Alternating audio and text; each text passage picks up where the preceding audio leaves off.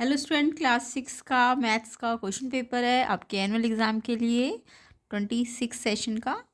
Annual exam 25-26 session का तो DOE का ऑफिशियल क्वेश्चन पेपर है ये। तो आपको इसे अच्छी तरह से प्रैक्टिस करना है, आपके एग्ज़ाम के लिए बहुत इंपॉर्टेंट है।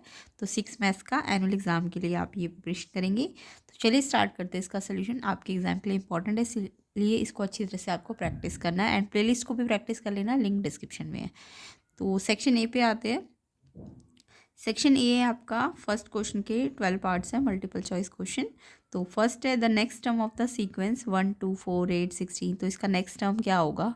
तो आपको दिख रहा है 1, फिर 2 आया, फिर 2 का 2 से मल्टीप्लाई करके 4 आया, फिर 4 को 2 से मल्टीप्लाई करके 8 आया, यानी हम 2 से मल्टीप्लाई करते जा रहे हैं ना। तो 8 2 जा 16, तो 16 2 जा कितना होगा? 16 2 जा आपका 32 होगा। तो ऑप्शन सी इसका आंसर है 32। ठीक है,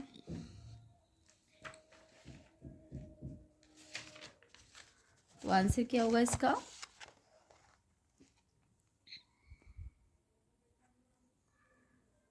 ठीक है, तो ये देखो 2 से मल्टीप्लाई करके 2 2 जा 4, 4 2 जा 8, 8 2 जा 16, तो 16 2 जा कितना होता है? 32 होता है ना। तो 2 से मल्टीप्लाई करके 32 आएगा। ऑप्शन सी इसका करेक्ट आंसर है।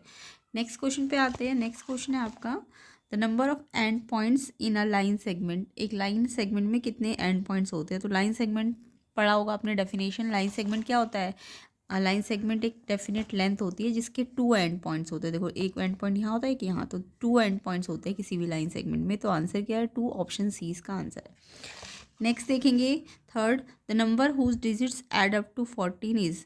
वो नंबर जिसके डिजिट को ऐड करे तो 14 आंसर आना चाहिए, यानी डिजिट्स को ऐड करके आपका आंसर 14 आना चाहिए। तो अब आप सारे डिजिट्स को ऐड कर करके देखो, जैसे 1 4 0 है तो 1 + 4 5 होता है, ये तो 5 आ रहा है।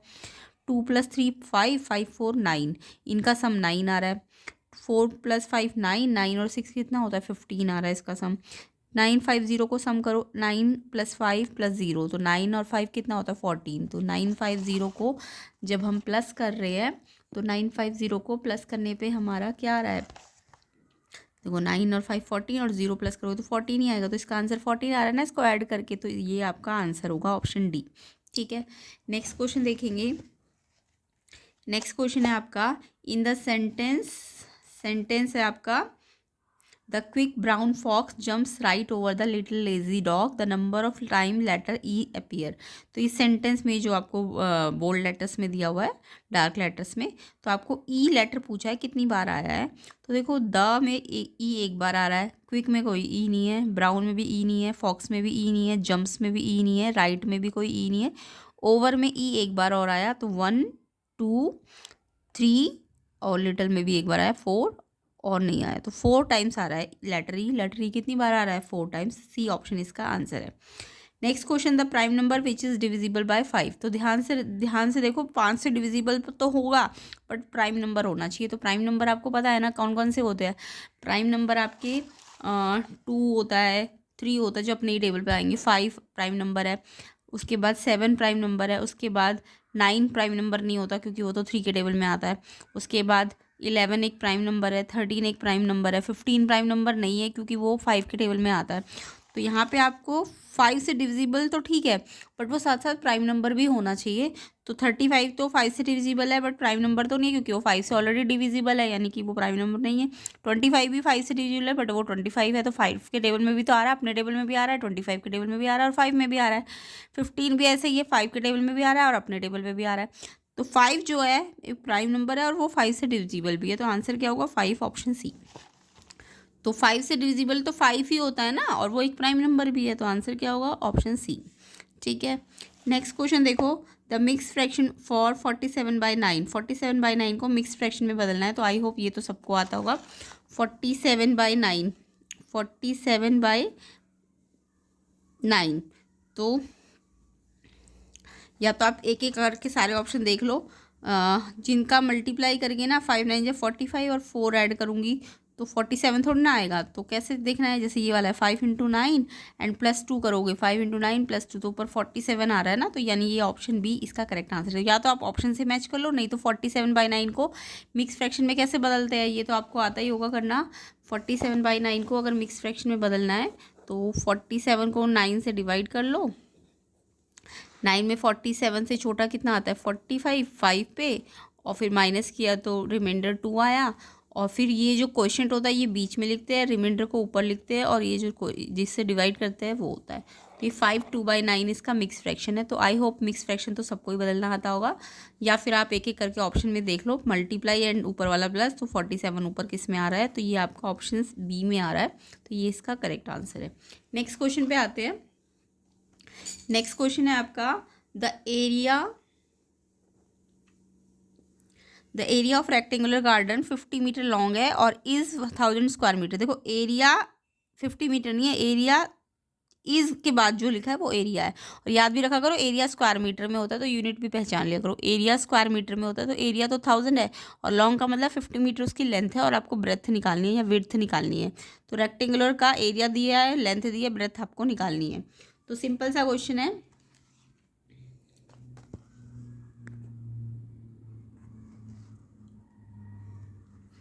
तो यहाँ पे आपको एरिया का फॉर्मूला लगाना है। एरिया ऑफ रेक्टेंगुलर गार्डन जो होता है लेंथ इंटू ब्रेथ होता है ना, सबको पता होगा, लेंथ इंटू ब्रेथ। अब एरिया तो आपको गिवन है 1000, लेंथ 50 मीटर गिवन है, कितनी है 50 मीटर, और ब्रेथ आपको निकालनी है या विड्थ जो भी कहो, ब्रेथ निकालनी है। तो ये 50 जो मल्टीप्लाई में है ना, लेंथ से मतलब डिवाइड में चला जाएगा, एरिया ऊपर आएगा, और ये जो लेंथ है ये डिवाइड में चली जाएगी, क्योंकि ब्रेथ निकालनी है तो ये मल्टीप्लाई वाला डिवाइड में जाएगा। तो आप ब्रेथ का फॉर्मूला भी याद कर लो, एरिया को लेंथ से अगर हम डिवाइड कर देते हैं तो ब्रेथ आ जाती है, और अगर लेंथ निकालनी है तो एरिया को आपको ब्रेथ से डिवाइड करना होता है, और अगर एरिया ही निकालना है तो लेंथ को ब्रेथ से मल्टीप्लाई करना होता है। तो ब्रेथ निकालनी है तो area divide by length.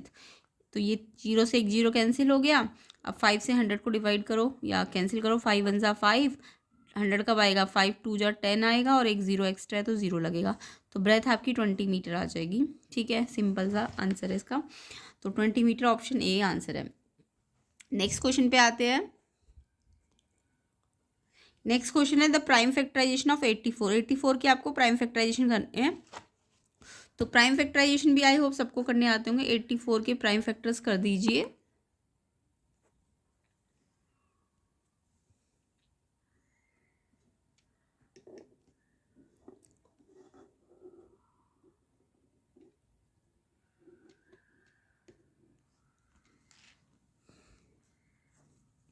Eighty four के प्राइम फैक्टर करेंगे तो 2 पे जाएगा, ये इवन है ना, तो 2 4 जाए, 2 2 ज़ा 4, फिर से 2 पे जाएगा क्योंकि इवन है, 2 2 ज़ा 4, 2 1 ज़ा 2। अब 21 3 पे जाएगा, 3 7 जा, और 7 अपने पे जाएगा।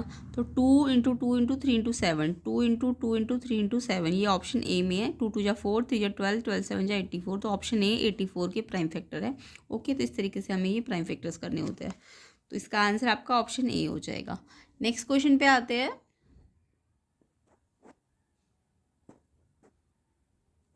नेक्स्ट क्वेश्चन है द इक्विवेलेंट फ्रैक्शन ऑफ 1/5। 1/5 का इक्विवेलेंट फ्रैक्शन, यानी 1/5 में आपको 1 और 5 को सेम नंबर से ऊपर नीचे मल्टीप्लाई करना है। तो देखो इसका इक्विवेलेंट फ्रैक्शन क्या आएगा। तो 1, देखो 1 को यहाँ 5 से मल्टीप्लाई किया ना, 5, तो इसको 5 से मल्टीप्लाई करके तो 25 आना चाहिए था। ये तो होगा नहीं, ये तो रेसिप्रोकल है इसका। 20/60, 1 में 20 20 में आता है, और 20 में 5 से मल्टीप्लाई करूँगी तो 60 नहीं होगा, 25 100 हो जाएगा, ये नहीं है। 1 में 12 पे आता है, तो 5 को 12 से मल्टीप्लाई करो 60, यस ये ठीक है। तो इक्विवेलेंट फ्रैक्शन में क्या करना होता है हमको, जो 1/5 है उसको सेम ऊपर नीचे मल्टीप्लाई करना है। तो मुझे एक एक करके आपके ऑब्जेक्ट जो ऑप्शन है उन पे चेक करना है। तो इस वाले ऑप्शन में मैंने देखा ऊपर 12 आ रहा है, तो 1 को 12 से मल्टीप्लाई करके 12 आ रहा है, तो इसको भी 12 से मल्टीप्लाई करके कितना आना चाहिए 60। तो ये वाला ऑप्शन मैच कर रहा है, ऑप्शन सी 12/60। यानी इक्वेलेंट बनाने के लिए 1/5 को ऊपर नीचे सेम नंबर से क्या करना होता है, मल्टीप्लाई। और आप अपने ऑप्शन से मैच करो कौन सा ऑप्शन है इसमें। तो 12 से, यहाँ 12 है तो 12 से मल्टीप्लाई किया 1 को, तभी तो 12 आया। तो नीचे भी आपको 12 से ही करना पड़ेगा। तो 12 5 जा 60, ऐसे करके आप सारे ऑप्शंस को मैच करते जाओ, तो ऑप्शन सी इसका करेक्ट आंसर हो जाएगा। नेक्स्ट क्वेश्चन है the distance between the centre and any point on the circle is called. The distance centre का और कोई सर्कल पे पॉइंट ले लो, उसको क्या कहते हैं। तो देखो अगर मैं डायग्राम बनाऊँ, एक सर्कल है, ये सेंटर है, सर्कल का ये क्या होता है, सेंटर होता है। सेंटर से लेके ये जो सर्कल, ऑन सर्कल बोला, यानी सर्कल की किसी भी किसी सर्कल वाली लाइन पे पॉइंट ले लो, इस सेंटर से लेके सर्कल तक का जो डिस्टेंस होता है उसको रेडियस कहते हैं। क्या कहते हैं? रेडियस। तो ऑप्शन बी इसका आंसर है 10th का। ठीक है, नेक्स्ट क्वेश्चन देखो। नेक्स्ट क्वेश्चन है आपका the number of lines of symmetry in square. Square में कितनी लाइन ऑफ सिमेट्री होती है? तो स्क्वायर क्योंकि एक रेगुलर क्वाड्रिलेटरल है, स्क्वायर का मतलब इसकी चारों साइड इक्वल है ना, तो इसकी 4 ही सिमेट्री होगी। एक तो ये ऐसे बनेगी, दूसरी ऐसे बनेगी, तीसरी डायगोनल से ऐसे बन जाएगी और ऐसे बन जाएगी। तो 4 सिमेट्री होती है एक स्क्वायर के अंदर। स्क्वायर के अंदर कितनी सिमेट्री होती है? ये स्क्वायर है ना, तो एक यहाँ से बनेगी, एक यहाँ से, एक डायगोनल से इधर और एक यहाँ से।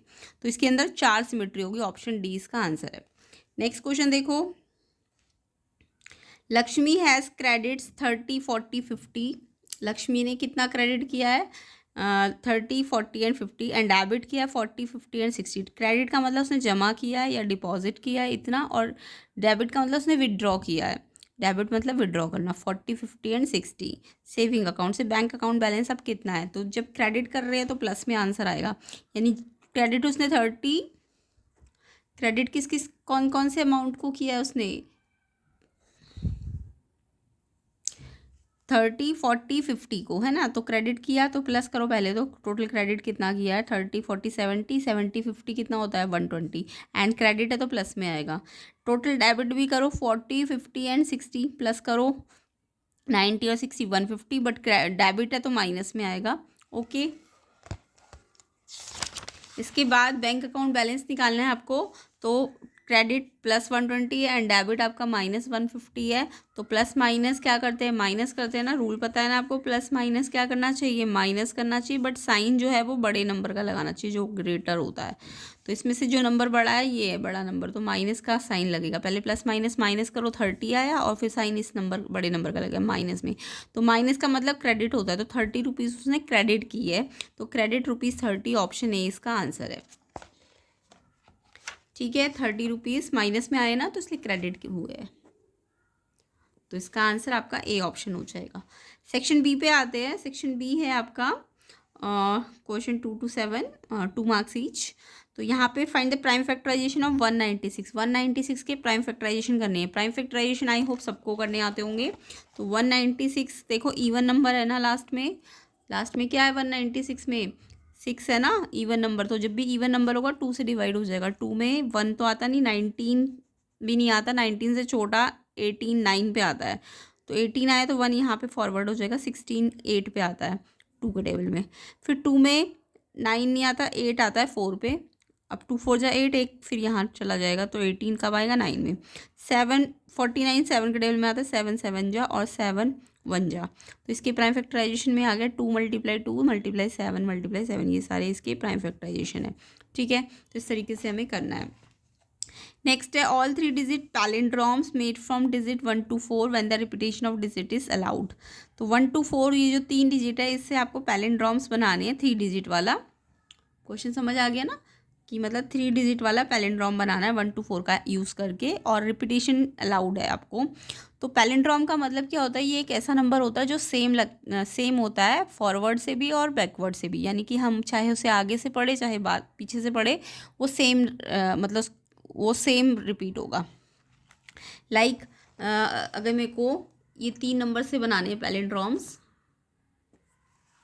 1 to 4 से, तो पहले मैं अगर 1 से पैलिंड्रोम बनाना चाहती हूँ तो रिपीटेशन अलाउड है ना, क्योंकि तो 1 से मैंने बनाया तो 111 बना दिया, 3 डिजिट का 111। अब मैं इसे चाहे यहाँ से पढ़ूँ 1 1 1 या बैकवर्ड से पढ़ूँ 1 1 1। तो पैलिंड्रोम क्या एक नंबर है जो सेम साउंड करेगा फॉरवर्ड एंड बैकवर्ड। ठीक है, तो 1 1 1 यहाँ से भी 1 1 1 है और इधर से भी 1 1 1 है, कहीं से भी पढ़ लो। ऐसी अगर आप 1 1 को साइड कर दो और बीच में 2 रख दो, तो ये देखो 1 to 1 यहाँ से भी आगे से भी पढ़ रहे हो 1 to 1, और बैकवर्ड से पढ़ोगे 1 to 1 ही होगा। फिर ऐसे 1 4 1 भी लिख सकते थे आप। सेम ऐसे 2 वाला बनाओ, 2 2 2, या तो तीनों बार 2 होगा या 2 बार 2 और बीच में 1 1 बीच में आएगा, तभी पैलिंड्रोम बनेगा 2 1 2 या फिर 2 1 2। फॉरवर्ड से भी सेम होना चाहिए, बैकवर्ड से भी सेम होना चाहिए। 2 4 2 सेम ऐसे 4 4 वाला बना दो, 4 4 हो या 4 1 4 या 4 2 4। तो ये मतलब 4 to 4 फॉरवर्ड से भी 4 to 1 है और बैकवर्ड से पढ़ रहे हो 4 to 4। तो पैलिंड्रोम समझ आ गया ना, जिसको हम आगे से पढ़े तो भी वही आए और बैकवर्ड से पढ़े तो भी वही आए। ठीक है, सेम नंबर रिपीट हो। नेक्स्ट है a survey was conducted to find the favourite colours of student, the results were. तो सर्वे कंडक्ट हुआ कि कलर्स पता करने स्टूडेंट्स के, तो रिजल्ट्स ये थे। उसके लिए आपको एक फ्रीक्वेंसी टेबल बनाना है। तो आपको कलर बहुत सारे दिए, blue, red, pink, yellow, green, pink, है ना। तो इनके लिए फ्रीक्वेंसी टेबल बनाना है। तो पहले आप कलर्स वाला कॉलम बना लो। कलर्स है आपके blue, red, pink, yellow, green. उसके बाद आप नंबर ऑफ स्टूडेंट का कॉलम बनाओगे यहाँ पे, एंड देन टैली मार्क्स का कॉलम बनाओगे। तो ये फ्रीक्वेंसी डिस्ट्रीब्यूशन टेबल तो आई होप सबको आता होगा। ब्लू देखो कितने, इस कॉलम में देखो तो वन ब्लू इसमें है, फिर 2, फिर 3, 4, ऐसे करके आपको काउंट करना है, 4 आ गए। सेम ऐसे ही रेड को काउंट करना, 6 आ जाएंगे, ये 5 आ जाएंगे, ये 2 आ जाएंगे, 3 आ जाएंगे। अब टैली मार्क्स में क्या होता है, 4 है तो 4 लाइन्स ड्रॉ कर दो, 1 2 3 4। 6 है तो पहले 5 ड्रॉ करो, 1 2 3 4 5 के लिए आपको ऐसे कट लगाना है, देन 6 ऐसे आएगा। ऐसी 5 है तो 5 में तो जस्ट इतना ही आएगा ना, 1 2 3 4 और 5 पे कट लग जाएगा, ये नहीं आएगा। 2 पे 2 लाइन्स आ जाएगी, 3 पे 3 लाइन्स आ जाएगी। जब भी 5 हो तो आपको 1 2 3 4 5 पे ऐसे लगाना, और 6 है तो फिर एक लाइन और खींच देनी है, ठीक है। तो इस तरीके से ये फ्रीक्वेंसी डिस्ट्रीब्यूशन टेबल आपका बन जाएगा। नेक्स्ट इसका और वाला ऑप्शन है, एक बार ग्राफ बनाना है। बनाना नहीं है बार ग्राफ, बोला बार ग्राफ शो करता है number of student in each class को। तो bar for class 5th 10 unit high है, और bar for class 6 13 unit high है, और स्केल 1 यूनिट आपका 4 स्टूडेंट्स के बराबर है। तो टोटल नंबर ऑफ स्टूडेंट कितने होंगे दोनों क्लासेस में।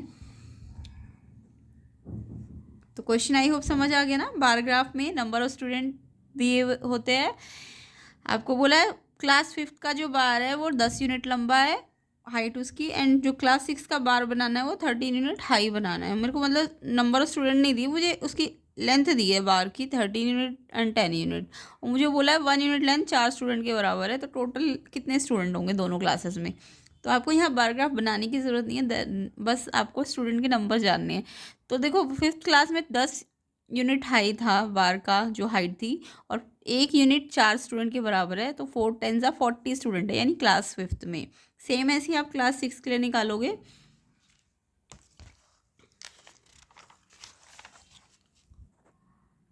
तो क्वेश्चन में आपको बार ग्राफ बनाना नहीं, अगर बनाना होता तो आपको पता है ना, यहाँ पे आप स्टूडेंट लिखते, यहाँ पे आप बार के लिए क्लास 5th लिखते और क्लास 6th लिखते। अब 1 यूनिट आपको 4 डिस्टेंस का लेना है, 1 यूनिट हाई, 1 यूनिट ये है ना, तो ये 4 स्टूडेंट है। फिर 2 यूनिट है तो 4 2 ज़ा 8, फिर 3 यूनिट है तो 12, ऐसे करके आपको क्लास 5th में 10 यूनिट बोला है, तो आपको मतलब 10 यूनिट का मतलब 40 तक जाना पड़ेगा, है ना। तो ये बनाने को नहीं बोला, बट आपको 40 तक बना के 4 10 जा 1 यूनिट 4 और 10 1 यूनिट 10 है, और कितने 1 यूनिट 4 का है, और कितने यूनिट हाई है क्लास 5th के लिए 10 यूनिट हाई है। ये बोला था ना, 1 यूनिट 4 का है और 10 यूनिट तक है क्लास 5th का, तो यानी 40 तक जाता है उसका बार, है ना। तो ये ऐसे करके आपको बनाना नहीं है, मैं बस ऐसे रफली बता रही हूँ आपको, यानी 5th का ग्राफ तो 40 तक जाएगा।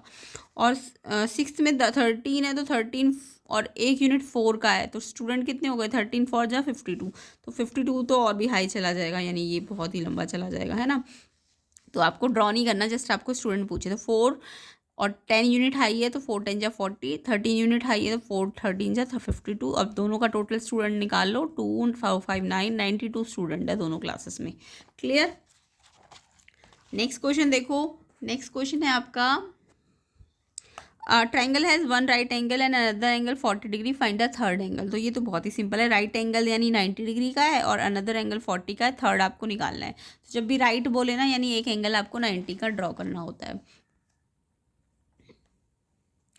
तो एंगल ए बी सी तीनों का सम 180 होता है, ये सबको पता है। 90 का मतलब आपको राइट एंगल मतलब ऐसे ऐसे वाला, यानी ऐसे भी, अगर क्वेश्चन में ऐसे भी एक स्क्वायर सा बनाओ ना, इसका मतलब समझ जाएगा ये 90 है और एक 40 और तीसरा निकालना है। तो ए बी सी में बी आपने 90 ले लिया, सी 40 दिया हुआ है, एंड ए आपको निकालना है।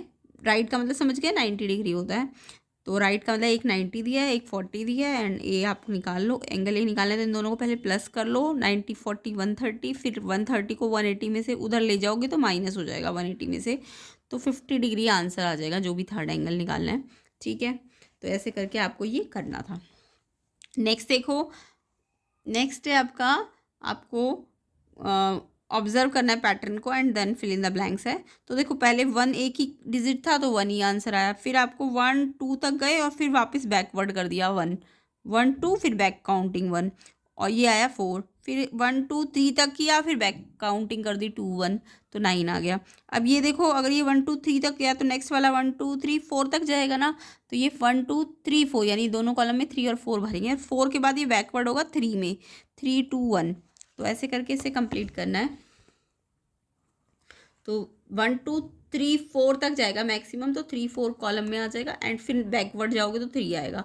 और अब ये कितना आएगा या तो आप प्लस करके देख लो, बट अगर बहुत लंबी लॉन्ग वाला हुआ तो कैसे प्लस करोगे, बहुत लंबा टाइम लग जाएगा। तो आपको ध्यान रखना है जहाँ तक ये मैक्सिमम गया है ना तो आपको उसका स्क्वायर करना है। 4 का स्क्वायर 16, 4 को 4 से मल्टीप्लाई तो 16, क्योंकि आपने देखा होगा 3 यहाँ मैक्सिमम 3 तक गया था ना, इससे ऊपर वाले में मैक्सिमम कहाँ तक गया था 3, तो 3 का स्क्वायर 9 होता है। तो ये अगर ऐसा पैटर्न है तो ये जितना मैक्सिमम गया होगा उसके स्क्वायर का आंसर आ जाएगा। जैसे ये 2 तक मैक्सिमम गया तो 2 का स्क्वायर क्या होता है, 2 2 ज़ा 4, यहाँ 1 तक ही गया है मैक्सिमम तो 1 का स्क्वायर 1, तो जितना मैक्सिमम गया है ये 4 तक मैक्सिमम गया है तो 4 का स्क्वायर 16 आ जाएगा यहाँ पे टोटल। ऐसे करके आप विदाउट प्लस करके भी इसका आंसर डायरेक्ट निकाल सकते हो। नेक्स्ट देखो 7th question, find the common factor of 20 and 36। आपको यहाँ पे फैक्टर्स कॉमन फैक्टर्स बोले हैं 20 एंड 36 के, तो पहले आप 20 के फैक्टर्स फाइंड करो, 36 के फैक्टर फाइंड करो, फिर देखो उनमें कॉमन क्या है।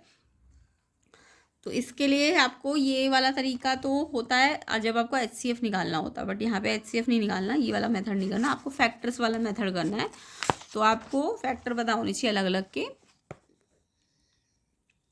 तो फैक्टर्स ऑफ 20 क्या होता है, फैक्टर ऑफ 20 का होता है 20 किस किस टेबल में आता है, तो आपको फैक्टर ट्री मेथड आता है। 20 का फैक्टर ट्री बनाओ, 20 पहले 1 के टेबल में 20 पे आएगा, फिर 20 अपने टेबल पे कितने पे आएगा, 22 के टेबल में 10 पे आएगा, है ना, फिर 10 2 के टेबल पे 5 पे आएगा। तो ऐसे करके आप फैक्टर ट्री बना लिया करो, और सारे यहाँ पे ना प्राइम नंबर बचने चाहिए, मतलब तब तक करते जाना जब तक प्राइम नंबर ना आए। जैसे 10 एक कंपोजिट नंबर तो उसके भी प्राइम फैक्टर कर लो।